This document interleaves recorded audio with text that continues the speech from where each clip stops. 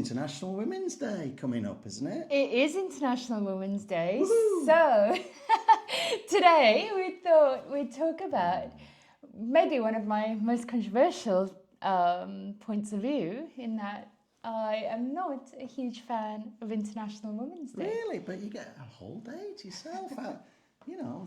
364 days are for the men. You get one day, so progress. Oh, well, as you all may have seen, the title of this video is Against Women's Rights. And this seems quite a controversial thing to say on International Women's Day. So, We're Stephen, against women's rights. Why are we against women's rights? So this is something we've got in open play, because we thought we'd do a few sort of deep dives into some of the more detail of the book, some of the ideas in there. That's right.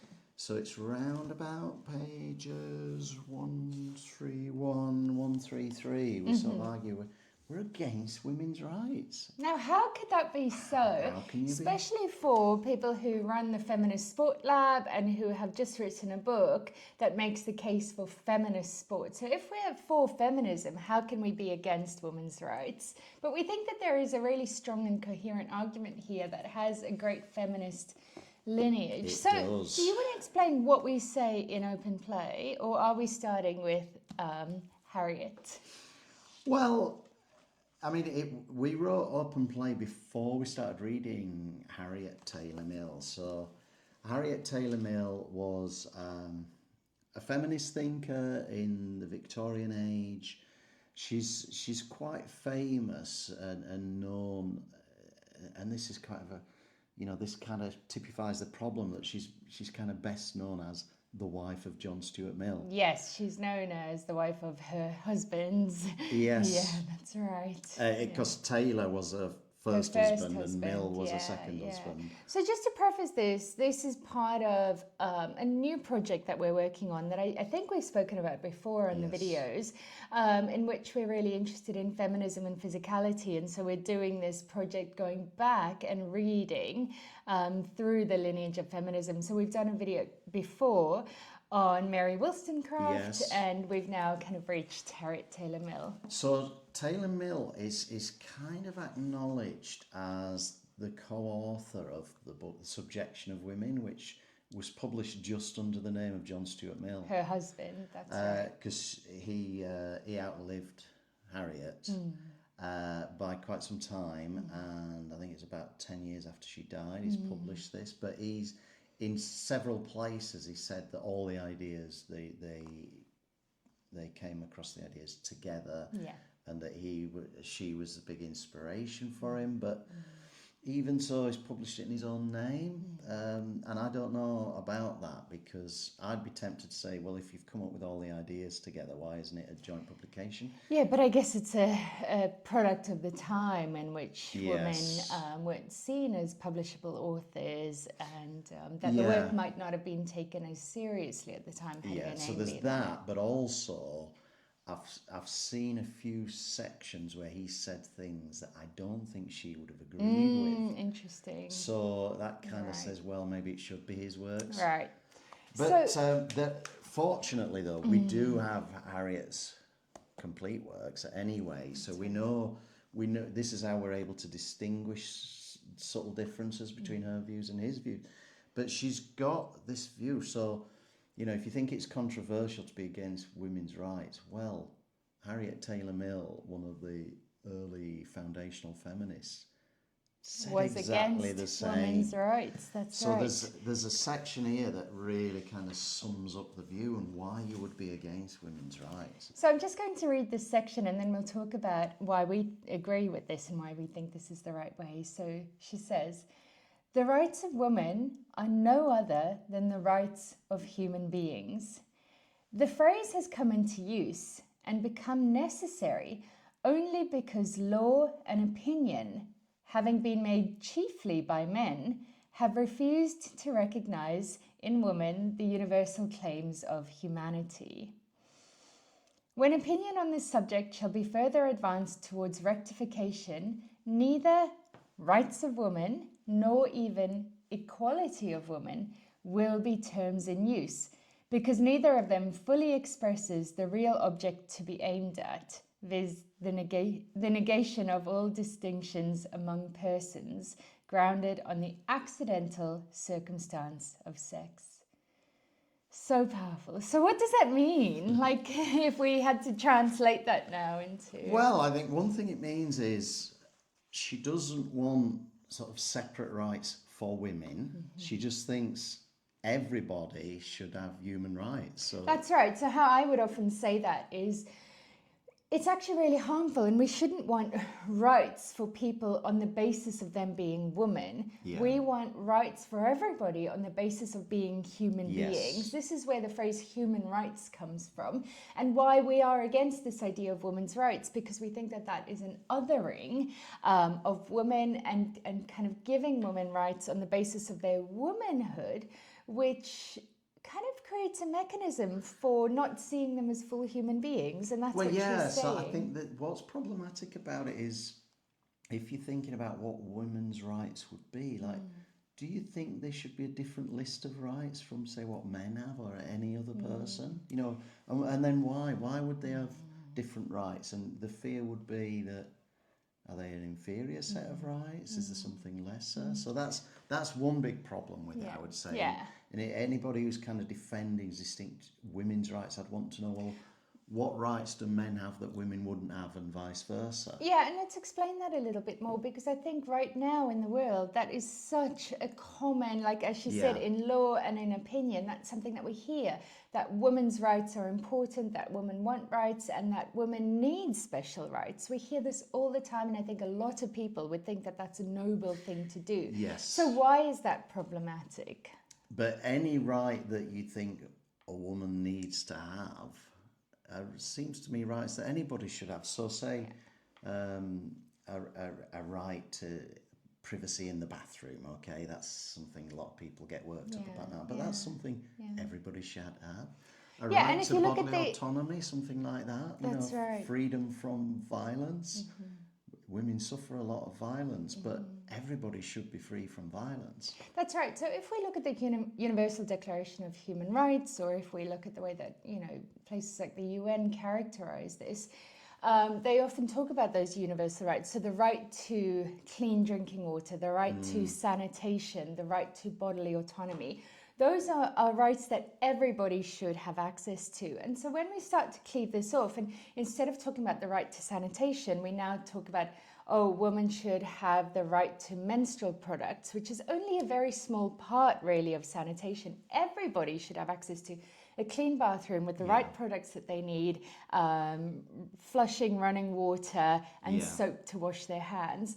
Those are things that would make everybody safe and healthy and comfortable in a space, whereas reducing it down to only menstrual products or only safety for women actually is a way of othering women again and creating women as this group of people who need special rights. And I worry that those special rights are rights that can be taken away too easily if they're only for women. Yeah, so I think that everybody should have a right to menstrual products, even people who are not going to exercise that right. You know, I don't mind having rights that I'm not going to need. Yeah, exactly. You know, that I've in never an ideal menstruated, world, you wouldn't need to exercise those, because that would just be the world that we live in. Yeah, but even most women, so say That's right. postmenopausal, you're not going to need to exercise the right to that's menstrual right. products. And so we don't advocate for bathrooms only for menstruating women that they should have. Yeah. Like, it should be a bathroom that caters to everybody in an equitable way. So I think there's no problem with anybody having a right that they don't need, because it doesn't do any harm, does it? And that's right. but also there's something at the heart of this, that the thing that I do find problematic and even a bit worrying about the idea of women's rights is that I think it's often used in a very mischievous way by people who are wanting to uphold patriarchy and wanting in particular to really uphold a rigid gender binary, because that's what it's really about. Is that it's a view that that there is this separateness between women and men, and it's kind of a real assertion of gender, and it's often used basically, I think, as a weapon to try and exclude people. Absolutely. Because that is what's really problematic about it, because as soon as you have rights based on a particular characteristic, that's right, then you have to qualify to every have that time. right. So there could be certain people who they're going to say you're disqualified from having these rights. That's right. Who then decides who qualifies to have those rights, rather than everybody just having that right? Everybody have the same right, and then we don't have to get and then into you any of those exercise that if disputes. you need it, and if you don't, that's fine. But I think agree. that kind of the whole purpose, the reason women's rights have come back into discussion is because people are wanting to assert that. Agreed. And wanting to exclude people. Agreed. And so this is, I agree. That's exactly what we're really scared of, because they will sell this idea of women's rights or trans rights even as something that's there to protect women or, to protect trans women, and that's a good thing. And they'll use language like separate but equal, or separate, different but equal. Whereas I personally, and I think we really reject that idea. We think that creates the gender division. Yeah. And also that then creates these conditions for people, whoever's in power deciding who actually gets to be part of that group. Yes, there's a point at the very end of the quotation that you read out from Harriet Taylor Mill. She thinks the real object, the real goal of feminism, of the philosophy she's espousing, the negation of all distinctions among persons grounded on the accidental circumstances of sex. That's right. She's living in a time when the sex you get assigned at birth really determines entirely your role in life, the outcome of your life in all the everything. different ways. I mean, this was at a time when legally the wives would be subsumed into the husband's rights. That's right. She makes a point elsewhere that most women are kind of living under the authority of a man, because it's either their husband or their father. And most women were in that position. Absolutely. So there was complete subjugation. So she's seeing that if you're going to aim at equality, then all distinctions of sex are harming that, because it's because you're a woman has to be this, because you're a woman has to be that. She doesn't want your position or role in society to be determined by this accidental circumstance of sex. Exactly. And what's really interesting that I also don't think people realise is that the suffragettes, when they were fighting for votes for women, used this exact same argument. So yes, they may have used the term votes for women, but they were not arguing for votes for women on the basis that those people were women. Yeah. They didn't actually use that as an argument. They were fighting for votes for women on the basis that women are full human beings, yes. right? Because that was at a time where classism, especially in this country, but in many areas of the world, even men were stratified into which types of men were allowed votes and not allowed votes. Yes. And so they saw that, and so they said, no, actually everybody should have votes on the basis that they are human beings. So they didn't want women's votes as if that was a separate kind of vote That's from a right. man's vote. They Yeah, just wanted votes. Because you could see how that could be stratified and go, oh, okay, we'll give women votes, but they maybe don't count as much. It only counts as half a vote or a tenth of a man. vote. Yeah, that's right. Yeah, so exactly. I mean, one way I sometimes put this, or I think Harriet might even object to this, but it's not that we want women's rights. We want rights for women, but what we mean is the same rights for everybody. Human rights. Everybody else has. That's right. Women should also have That's those right, rights. exactly. And so this is why, and I think people misunderstand these phrases. The phrases like women's rights are human rights, trans rights are human rights, because again, it's not wanting separate and different rights for women. They just are human rights. Yeah, that's right. Them, we want women to have human rights, and trans people to have human rights, and so on.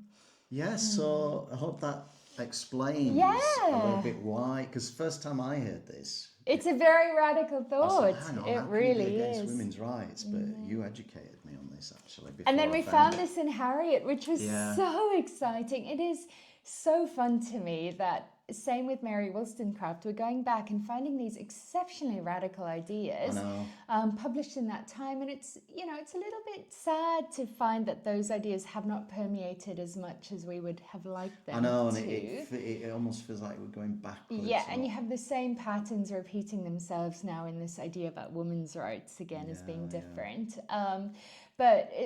I'm really enjoying this project. And so, as we say, we write about this a little bit in Open Play because we make this case that in Open Play we make the case that women's sport is actually not the win that everybody would think it is, same as women's rights, in that produces the circumstances for subjugation and for segregation, and we actually just want sport for everybody. That is feminist sport in a nutshell. So we hope that clears it up, we hope it helps people just to think a little bit about when you hear the term women's rights, to think critically about that a little bit and see, especially on a day like today, which is International Women's Day, or if you're watching this after then, where this comes to the fore. You'll start to see this pattern everywhere once you've had a think about this, I think. So thank you for joining us today, and we'll be back again soon.